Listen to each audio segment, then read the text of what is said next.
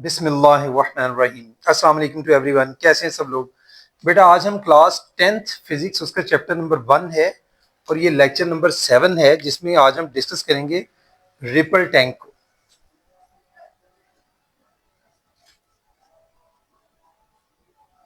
सबसे पहले हम इसको डिफाइन कर लेते हैं कि रिपल टैंक जो है वो क्या है। बेसिकली जो रिपल टैंक है वो एक डिवाइस है, ठीक है जी। रिपल टैंक या आप लिख सकते हैं it is a device which is used to produce water waves and to study their characteristics।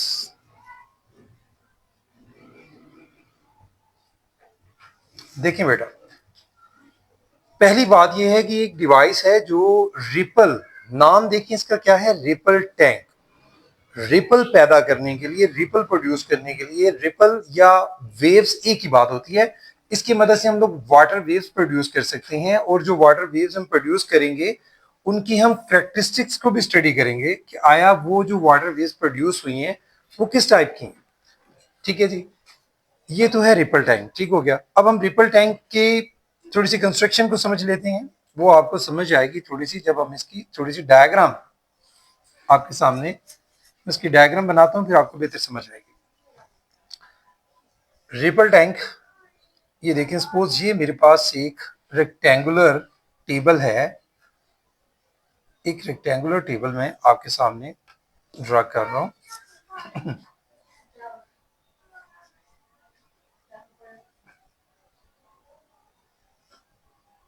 ये एक रेक्टेंगुलर टेबल, ठीक है जी। ये समझने की हमारे पास एक रेक्टेंगुलर टेबल है। अब ये जो टेबल है इसमें जो इसका जो आप देख रहे हैं सबसे ऊपर वाला हिस्सा, ये टेबल में हमारे पास एक हम ट्रे होता है जो कि हमने रखना होता है। और उस ट्रे का पहली बात यह है कि जो ट्रे होगा इसका बॉटम ग्लास का होगा, ग्लास का बॉटम इसका बना होता है। और इसको हमने टेबल की जो सरफेस होती है उससे 1/2 मीटर अबव रखना होता है। मतलब ये एक टेबल है जिसकी सरफेस के ऊपर हम लोग जो एक रेक्टेंगुलर ट्रे रख रहे हैं, ये जो रेक्टेंगुलर ट्रे है ये 1/2 मीटर अबव है। कितना जी? 1/2 मीटर अबव होता है टेबल की सरफेस से। और इसका जो बॉटम बना होता है वो ग्लास का होता है। अगला काम हम क्या करते हैं कि इसके अंदर हम वाटर, ये जो रेक्टेंगुलर ट्रे है इसके अंदर हमने क्या भरा होता है? वाटर। ठीक है, 1/2 से ज्यादा इसको फिल कर लेते हैं।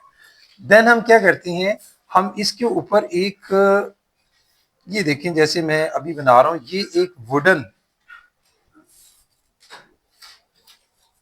ये मैंने एक वुडन स्लिट रखी है इसके ऊपर।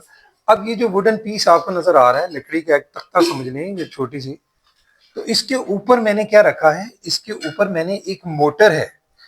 इसके ऊपर समझें कि हमने एक मोटर जो है वो, इसको मैं एक मोटर कह देता हूँ। अब ये जो मोटर है इसको भी हमने कैसे, कि इस मोटर को हमने, यहाँ पर हमारे पास एक स्टैंड होता है, हम उस स्टैंड की मदद से इस मोटर को भी हमने अटैच किया होता है इसके साथ। ठीक है जी, ये स्टैंड जो है यहाँ पर जिससे हमने इस मोटर को अटैच किया होता है ताकि उसको इसके ऊपर रखा जा सके। फिर इसकी जो वायर होती है वो, इसकी वायर जो है वो यहाँ पर समझें कि हमारे पास एक स्विच बोर्ड है। ठीक है, ये उसके बटन है ऑन ऑफ के। ठीक है, इसके साथ हमने यहाँ पर इसको प्लग के साथ अटैच किया होता है। अगला काम हम क्या करते हैं कि एक बल्ब जो है वो हमने हंग किया होता है इसके ऊपर। मतलब यहाँ पर समझ लें कि हमारे पास एक बल्ब है, ये हमने हंग किया है, लटकाया होता है इसके बिल्कुल रेक्टेंगुलर ट्रे के ऊपर। ठीक है जी, और इसके नीचे हमने या तो स्क्रीन या फिर कोई पेपर जो है वो हमने यहाँ रखते हैं इसके नीचे, टेबल के नीचे। अब करना क्या होता है, पहले तो आप इसकी कंस्ट्रक्शन दोबारा से समझ लें, मैं आपको फिर से रिपीट कर देता हूँ कि हमारे पास एक रेक्टेंगुलर ट्रे है जिसका बॉटम ग्लास का बना होता है। और ये ट्रे जो है वो टेबल की सरफेस से हाफ मीटर अबव होती है और इसके अंदर हमने वाटर, इसके अंदर क्या है जी, ये इसके अंदर हमने वाटर भरा हुआ होता है, ठीक है, हाफ से ज्यादा भर सकते हैं हम लोग। अब क्या करना है इसमें, इसके ऊपर मैंने आपको बताया कि यहां पर एक मोटर है, ठीक है, इलेक्ट्रिक मोटर है जिसको आप वाइब्रेटर भी कह सकते हैं, क्योंकि इसकी मदद से हमने वाइब्रेशंस पैदा करनी है। तो हम क्या करते हैं, इस मोटर को इस यहां पर ये जो एक प्लग है, हमने यहां पर करंट है, ठीक है, स्विच के साथ, यानी प्लग हमने स्विच में लगा के यहां से हम इसको बटन से ऑन करते हैं। जैसे हम इसको ऑन करते हैं तो क्या होता है कि ये जो मोटर है, मोटर चलती है, मोटर के चलने से वाइब्रेशन पैदा होती हैं। इस जो लकड़ी की स्लिट मैंने बोली है, तख्ता जो है, और इसको भी कुछ इस तरह से प्लेस किया जाता है कि इसकी जो सरफेस है, इसको इस तरह से प्लेस करते हैं कि इसकी जो नीचे की सरफेस होती है, सतह जो है, वो वाटर को टच कर रही होती है, वाटर को टच कर रही होती है। जैसे ही ये मोटर या वाइब्रेटर ऑन होता है तो इससे ये आपकी लकड़ी की स्लिट जो है ये वाइब्रेट हो जाती है, ये वाइब्रेशंस पैदा करती है। और इसकी वाइब्रेशन जो है वो यकीनन इसकी वाइब्रेशन से वाटर में वाइब्रेशंस पैदा हो जाती है। वो जो वाटर में वाइब्रेशंस पैदा हुई वो वाइब्रेशंस वेव्स की शक्ल में होंगी, और वो जो वेव्स होती हैं, जैसे मैंने आपको बताया कि यहाँ पर हमने बल्ब जो है वो हंग किया होता है लाइट के लिए, और नीचे चूंकि इसकी मैंने बताया बॉटम इसका ग्लास का है, तो नीचे हमने एक पेपर या स्क्रीन रखी होती है। तो हमें इस पेपर या स्क्रीन के ऊपर कुछ इस तरह से, ये देखिएगा, ये मैंने कुछ आपको पट्टियां नजर आ रही हैं, कुछ ब्राइट होंगी कुछ डार्क होंगी, ठीक है जी। एक जैसी पट्टियां जो हैं, सपोज पहली वाली हम कर देते हैं जी ब्राइट है, तो सेकंड वाली जो है वो डार्क होगी इस तरह से, ठीक है, एक ब्राइट और दूसरी डार्क, फिर इस तरह से ये देखिए ब्राइट, अगले वाली डार्क। तो इस तरह से हम लोग जो है वो वेव फ्रंट जो है वो हासिल कर लेते हैं, किसकी मदद से, रिपल टैंक की मदद से। तो पहला काम हमने रिपल टैंक के बारे में क्या बात की थी कि रिपल टैंक जो है एक डिवाइस है जिसकी मदद से हम लोग वाटर वेव जो है वो प्रोड्यूस करते हैं। वाटर वेव प्रोड्यूस कर ली, हमने हासिल भी कर ली स्क्रीन के ऊपर, ठीक है जी।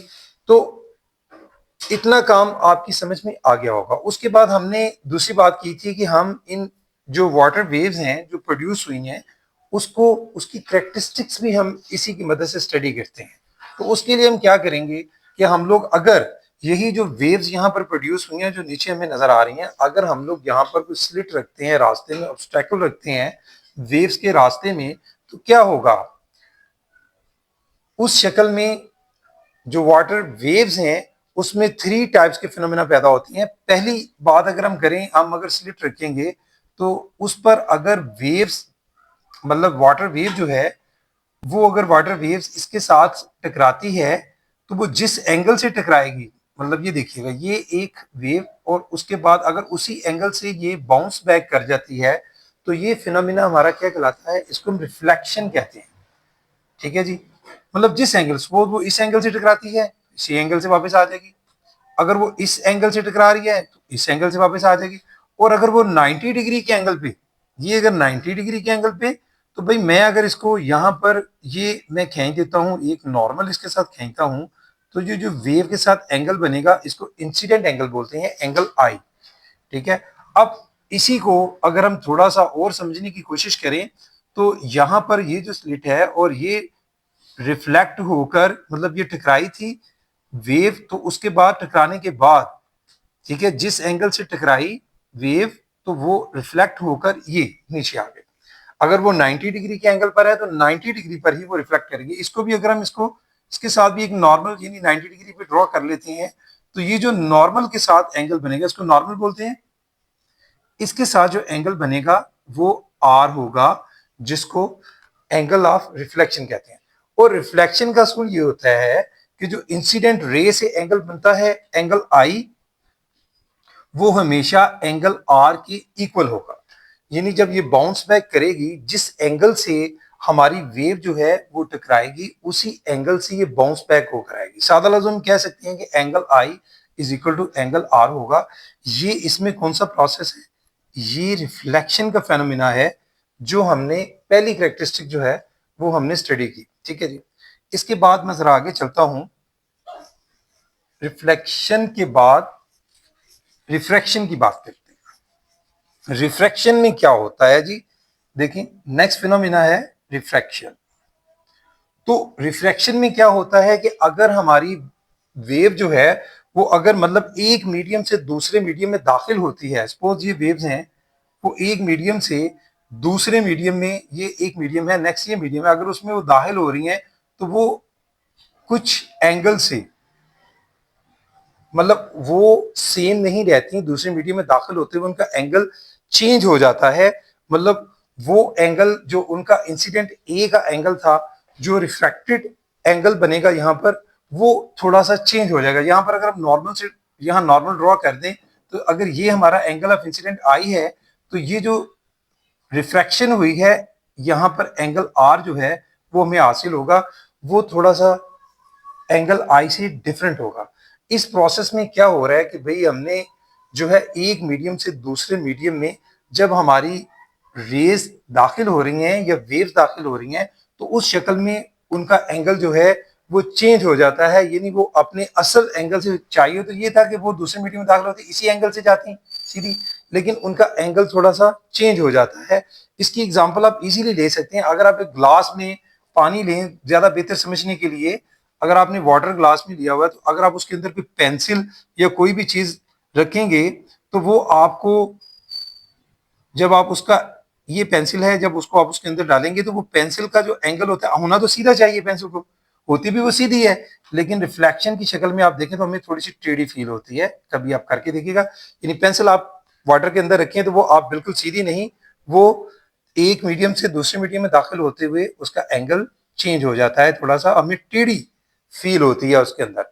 तो वो यही प्रोसेस होता है रिफ्रैक्शन का।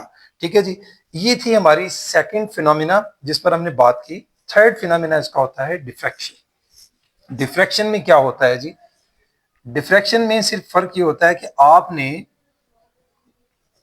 एक की बजाय दो स्लिट्स रख देते हैं वेव के रास्ते में।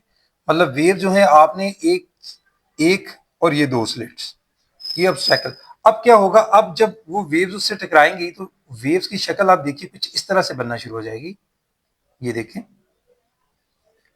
और अगर आप यही दो स्लिट्स के दरमियान जो है फासला अगर बढ़ा देंगे, मतलब इस शक्ल में हो, एक यहां, तो फिर भी वेव फ्रंट जो है बनेगी, लेकिन इस वक्त वेव फ्रंट जो है वो आउटसाइड इस तरह से आपको शो होगी, एंड सो ऑन। यानी वो बेंडिंग हो रही होगी उनकी या स्प्रेडिंग, यहां पर बेंडिंग है, यहां पर स्प्रेडिंग है। ये बेंडिंग वेव्स की होना या स्प्रेडिंग होना, ये किस प्रोसेस में है, ये डिफ्रैक्शन में है। ये तीनों फिनोमिना हम लोग स्टडी करते हैं रिपल टैंक की मदद से। बाकी इस टॉपिक को मैं आपके साथ रीडिंग करके भी शेयर कर देता हूं, ताकि और भी कुछ अगर इसमें कोई पॉइंट कोई चीज डिस्कस करने वाली हुई तो वो भी आपके साथ शेयर हो जाएगी। आप पेज नंबर 12 जो है वो आपने इसका निकालना है। तो पेज नंबर 12 पे हम देख लेते हैं जी हमारे पास क्या है। रिपल टैंक, जो अभी हमने बात की, ripple tank is a device to produce water waves and to study their characteristics. ये इसकी डेफिनेशन है, आप अपनी बुक पर निशान लगा सकते हैं, यहां तक आप इसकी डेफिनेशन है। उसके बाद आपने हेडिंग देना है कंस्ट्रक्शन। तो कंस्ट्रक्शन में हमने देखना है कि ये बना कैसे होता है। This apparatus consists of a rectangular tray जिसकी हमने बात की थी, having gloss bottom and is placed nearly half meter above the surface of the table. Waves can be produced on the surface of water present in the tray by means of vibrator. Vibrator जिसकी हमने बात की थी, motor है या pedal भी कह सकते हैं उसको, उसकी मदद से। This vibrator is an oscillating electric motor. उसको फिक्स किया होता है एक वुडन प्लेट के ऊपर, लकड़ी के तख्ते पे, लकड़ी की प्लेट के ऊपर जिसे हमने बात की थी उसके ऊपर उसको फिक्स किया गया होता है over the tray such that it's lower surface just touch the surface of water. और जो मैंने आपको बताया था कि जो वुडन ट्रे है उसकी जो नीचे वाली सरफेस थी वो बिल्कुल उसकी वाटर की जो सरफेस है उसको सिर्फ जस्ट टच कर रही होती है। ठीक है जी, उसके अंदर डूबा हुआ होना नहीं चाहिए, उसको बिल्कुल जस्ट टच कर रही है उसको, इस तरह से। यहां तक इसकी हो जाएगी कंस्ट्रक्शन। आगे जो मैं आपको रीड आउट कर रहा हूं वो आपने हेडिंग देना है वर्किंग का। ठीक है, अब इसकी वर्किंग स्टार्ट हो रही है तो आप वर्किंग हेडिंग देंगे on setting the vibrator on. हमने क्या किया है, हमने वाइब्रेटर को ऑन किया, बटन को ऑन कर दिया। जैसे हमने बटन को ऑन कर दिया तो क्या हुआ, this wooden plate starts vibrating. वही जो वुडन प्लेट थी जिसकी हम बात कर रहे थे वो वाइब्रेट करना शुरू हो गई। उससे क्या हुआ, टू जनरेट वाटर वेव्स, उसने वाटर वेव जनरेट की consisting of straight wave fronts and electric bulb is hung above the tray to observe the image of water waves on the paper और स्क्रीन। हमने बोला था कि एक हमने bulb जो या लैंप जो है उसके ऊपर हंग किया हुआ है, उसकी मदद से हम लोग जो आसानी से जो वेव फ्रंट्स हैं वाटर के जो बने हैं वो हम आसानी से किसी भी स्क्रीन पर या पेपर पर देख सकते हैं, जो हमने नीचे पेपर या स्क्रीन लगाई थी टेबल के नीचे। ठीक है जी। तो उसमें हमें जो है मैंने आपको बता दिया था कि कुछ इस शक्ल में कुछ लाइट थे, कुछ मतलब डार्क थे। समझ लें कि ये जो है ये लाइट हैं, ये जो मैंने बनाए हैं ये वाले डार्क हैं। ठीक है, इस तरह से हमारे पास जो है वो बने थे। हमने पहले भी बात की थी इनके ऊपर, मैं फिर से आपके साथ शेयर कर रहा हूँ। ये देखिए कुछ इस तरह से। अब अगर आप कोई भी दो या तो ब्राइट पार्ट ले लें या डार्क ले लें, उनके दरमियान ये जो ब्राइट हैं या डार्क हैं इनके दरमियान जो डिस्टेंस है, ये जो डिस्टेंस होता है इसको क्या बोलते हैं, इसको बोलते हैं वेवलेंथ, लैम्डा। दो ब्राइट के दरमियान या दो डार्क के दरमियान, चाहे इन दोनों के दरमियान आप ले लें, ये जो डिस्टेंस है वो क्या है, लैम्डा कहलाता है, यानी वेवलेंथ। ठीक हो गया। तो यहां से हम बात आगे करेंगे द क्रस्ट ए। और दूसरी बात, ब्राइट वालों को हम क्रस्ट कह सकते हैं दो क्रस्ट के दरमियान, और जो आपके डार्क हैं, जो आपकी वेव्स हैं, इनको आप क्या बोलेंगे, ट्रफ। ठीक है जी। दो क्रस्ट के दरमियान कंजेक्टिव, ये भी याद रखें, दो कंजेक्टिव ट्रफ्स या दो कंजेक्टिव आपके जो है क्रस्ट के इन बिटवीन जो डिस्टेंस होता है उसको हम बोलते हैं वेवलेंथ। ठीक है जी। और उसको हम लैम्डा से डिनोट करते हैं। ठीक हो गया। The crust and troughs of the water waves appear as bright and dark, यानी ब्राइट के लिए क्रस्ट और डार्क के लिए आपने वर्ड यूज किया है ट्रफ्स का, dark and respectively on the screen. Now we explain the reflection of water waves with the help of ripple tank. Ripple tank के हवाले से हमने तीनों जो है वो बातें की, इसके फेनोमेना की, पहले रिफ्लेक्शन की और फिर हमने रिफ्रैक्शन की बात की, फिर उसके बाद हमने विद डायग्रामेटिकली जो है वो डिफ्रैक्शन की बात की। अब सिर्फ इसको स्टडी कर लेते हैं हम लोग। तो देखें जी, नेक्स्ट पेज के ऊपर आ जाएं, page number 13। Place a barrier in the ripple tank. हमने एक बैरियर रखा, मैंने बताया था रास्ते में हमने एक स्लिट रखी, बैरियर रखा। क्या हुआ, the water waves will reflect from the barrier. तो वो उस बैरियर से क्या हो गई, वो रिफ्लेक्ट हुई, मतलब उसको टकराकर वापस आई। तो if the barrier is placed at the angle to the wave front, the reflected waves can be seen to obey the law of reflection. That is, the angle of the incident wave along the normal will be equal to the angle of the reflected wave. Thus, we define reflected reflection of wave as, मतलब हमने यही बात की थी कि जो angle of incident था वो एंगल ऑफ रिफ्लेक्शन के इक्वल था, यानी angle i is equal to angle r. तो डेफिनेशन फिर क्या बन गई, when waves moving in one medium fall on the surface of another medium, यानी एक मीडियम से दूसरे मीडियम में जब फॉल करती है तो क्या होता है, दे bounce back into the first medium, अपने पहले वाले मीडियम में वापस आ जाती हैं। लेकिन इस तरह से वापस आती हैं कि जो एंगल ऑफ इंसिडेंट है, ये मैं और सादा लफ्जों में समझा देता हूं कि ये टकराने के बाद जिस एंगल पे टकराई उसी एंगल पर वापस आ गई। ये हमारे पास क्या होगा, सेंटर में जो मैंने लाइन खींच रहा हूं ये नॉर्मल है। अब नॉर्मल के साथ ये जो एंगल है ये एंगल ऑफ आई है और ये एंगल ऑफ आर है, यानी जिस एंगल से वो टकराएंगी उसी एंगल से वापस आएंगी। अंडरस्टैंड। तो इसको हम रिफ्लेक्शन बोलते हैं प्रोसेस को। अच्छा, the speed of wave in water depends on the depth of water. जितनी वाटर की डेप्थ होगी उसी के हिसाब से स्पीड उसकी होगी। If a block is submerged, अगर ब्लॉक उसके अंदर डूब जाता है in the ripple tank, the depth of water in the tank will be shallower over the block than elsewhere. अच्छा, when water waves enter the region of shallower water, their wavelength decreases. जैसे वो मतलब shallower water में जाता है तो wavelength जो है वो फिर decrease होना शुरू हो जाती हैं, but the frequency of the water waves remains the same in both parts of water because it is equal to the frequency of vibrator. क्योंकि जितनी वाइब्रेटर की फ्रीक्वेंसी होगी, जितनी तेजी से वो वाइब्रेट कर रहा है उसी तरह से जो है वेव जो है वो आगे भी मुंतकिल होती हैं, उनकी भी वाइब्रेशंस की जो फ्रीक्वेंसी है सेम एज वो वाइब्रेटर की फ्रीक्वेंसी के इक्वल होगी। उसके बाद नेक्स्ट फिनोमेना था हमारा रिफ्लेक्शन का। तो for the observation of reflection of water waves we repeat the above experiment such that the boundary between the deep and the shallow water is at some angle to the wave front. जैसे हमने बताया था कि वो अब कुछ angle पर जो है वो सारी वेव जो हैं ये कुछ इस एंगल से मूव कर रही हैं। तो उस शक्ल में क्या होगा भाई कि भाई यहां पर हमारे पास no will observe that in addition to the change in wavelength the wave change their direction of propagation as well, यानी वेव्स की जो डायरेक्शन होती है वो चेंज हो जाती है नॉर्मल के साथ। यहाँ पर भी बिल्कुल वैसी है, जो इंसिडेंट रे जो एंगल बना रही है और हमारी जो रिफ्रैक्टेड बना रही है वो एक एंगल आई है और एक एंगल आर है, यानी हमारी इंसिडेंट रे से रिफ्रैक्शन का एंगल जो है वो डिफरेंट बनेगा यहाँ पर। ठीक है जी। तो note that the direction of propagation is always normal to the wavelength. This change of path of water waves while passing from a region of deep water to that of shallower one is called refraction, which is defined as, इसकी definition भी देख लें जी। when a wave from one medium, एक medium से enter होती है into the second medium at some angle, तो its direction of travel जो है वो चेंज हो जाती है, जिस डायरेक्शन में मूव कर रही होती है उसकी डायरेक्शन बदल जाती है, जिसकी मैंने आपको अभी एक कॉमन मिसाल दी थी जो बड़ी आसानी से आप समझ सकती हैं। ग्लास में वाटर डालकर, जैसे मैंने आपको बताया कि पेंसिल वगैरह उसके पानी के अंदर अगर आप उसको डुबो देते हैं तो पेंसिल आपको जो है वही पेंसिल जब पानी के अंदर जाती है तो आप देखते हैं उसके जो रिफ्रैक्शन की वजह से आपको वो टेढ़ी फील होती है, कुछ इस तरह से फील हो रही होती है, बिल्कुल सीधी फील नहीं होती, चाहे उसमें चम्मच डालें या कोई भी चीज डालें। तो ये रिफ्रैक्शन का प्रोसेस होता है, एंगल चेंज हो जाता है उसका, एक मीडियम से दूसरे मीडियम में दाखिल होते हैं। उसके बाद आ जाती है नौवीं, observe the phenomena of diffraction of wave water waves to generate straight waves in a ripple tank and place two obstacles in line। हमने दो obstacle जो है वो रास्ते में रखी हैं, तो क्या होगा इस तरह से separation between them is equal to the wavelength of water waves। After passing through a small slit between the two obstacles, the waves will spread in every direction and change into almost semi-circular pattern। ये देखें, ये semi-circular pattern जो है हमें हासिल हुआ था जब उनके दरमियान फासला जो था वो कम था। ठीक है जी। उसके बाद diffraction of waves can be observed clearly if the size of the obstacle is comparable with the wavelength of the wave। ठीक है जी।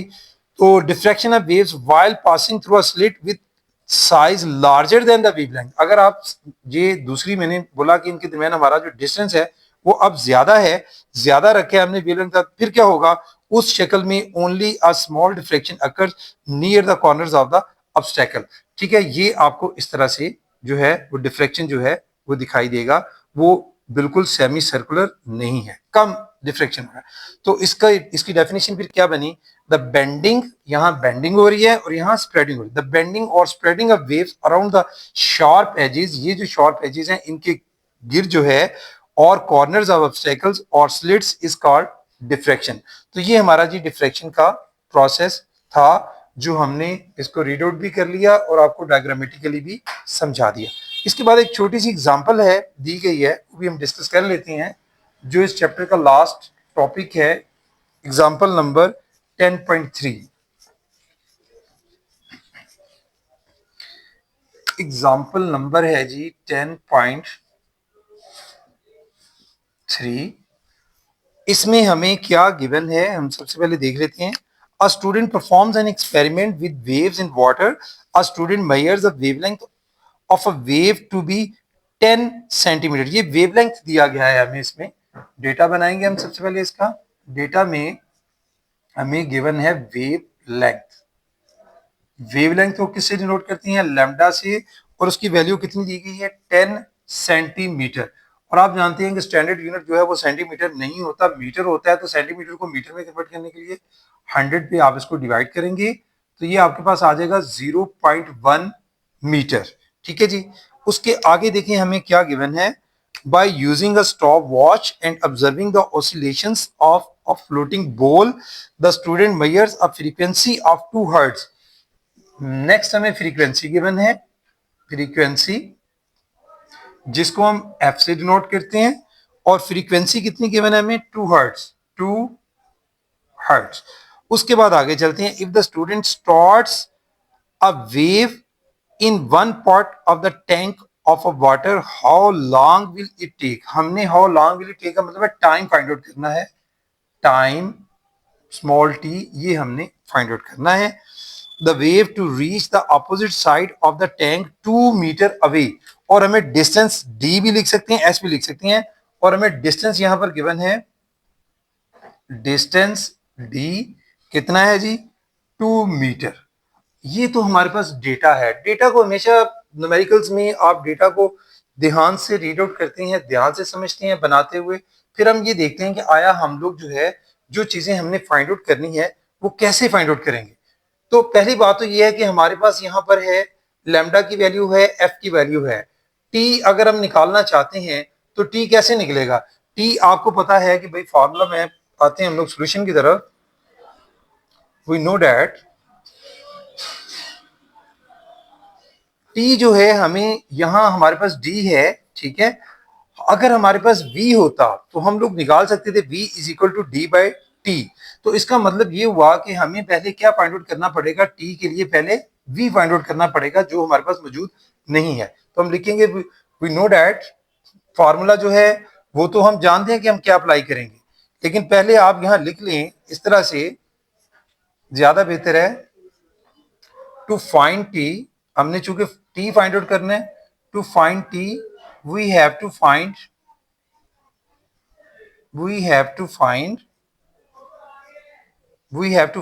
v first. पहले हम क्या फाइंड आउट करेंगे, v। तो v फाइंड आउट करने के लिए फॉर्मूला क्या है भाई, v is equal to f lambda. ये फॉर्मूला हम अप्लाई करेंगे v फाइंड आउट करने के लिए। इसमें हम वैल्यूज पुट कर देंगे बाय पुटिंग वैल्यूज। देखें जी, हमारे पास कैलकुलेटर मौजूद है, हम लोग सिर्फ वैल्यूज पुट करेंगे और उसको सॉल्व। एफ की वैल्यू कितनी है 2 हर्ट्ज, लैम्डा कितना है हमारे पास 0.1, 2 मल्टीप्लाई बाय 0.1, इनको मल्टीप्लाई करें 2 को 0.1 के साथ, 2 मल्टीप्लाई बाय 0.1, हमारे पास वैल्यू आती है जी 2 मल्टीप्लाई बाय 0.1। फिर से करता हूँ 0.2, यानी 0.2 जो है वो मीटर पर सेकंड हमारे पास किसकी वैल्यू आ रही है, ये हमारे पास जो वैल्यू है ये v की है। और मैंने अभी आपको बताया था कि हमें t फाइंड आउट करने के लिए पहले v फाइंड आउट करना था, तो v हमने कर लिया, तो t कैसे फाइंड आउट करेंगे, 9 फॉर t के लिए हम कौन सा फार्मूला लगाएंगे भाई, अभी हमने बात की थी कि भाई v is equal to d by t, v is equal to d divided by t. इसमें भी आप देखेंगे कि आपके पास आपने t फाइंड आउट करना है, पहले इसको मॉडिफाई कर लें तो t किसके इक्वल होगा भाई, t v की जगह पर आ जाएगा, यानी यहां से मैं ये कह सकता हूं कि t जो है वो इक्वल हो जाएगा d डिवाइडेड बाय v। इसमें आप वैल्यूज पुट करेंगे, ठीक है जी। जब आप इसमें वैल्यूज पुट करेंगे तो हमारे पास, चलें जरा नीचे जगह कम है, हम ऊपर चले जाते हैं इसी को सॉल्व करने के लिए, बाकी हिस्सा यहां पर सॉल्व कर लेते हैं। यानी t हमारे पास क्या है d बाई v। तो हमने अब वैल्यूज जस्ट पुट करनी है बाय पुटिंग वैल्यूज। तो हमारे पास जो वैल्यू थी d की, डिस्टेंस की वैल्यू थी हमारे पास 2 मीटर, 2 लिखा। फी हमने अभी फाइंड आउट किया है वो कितना है 0.2, तो 2 डिवाइडेड बाय 0.2, इसको सॉल्व कर लें आप लोग। 2 को डिवाइड करेंगे हम लोग 0.2 के साथ, हमारे पास आंसर आ रहा है 10। तो भाई 10 क्या है, t तो मतलब क्या यूनिट होता है टाइम का, सेकंड, 10 सेकंड। ये भाई हमारा आंसर होगा।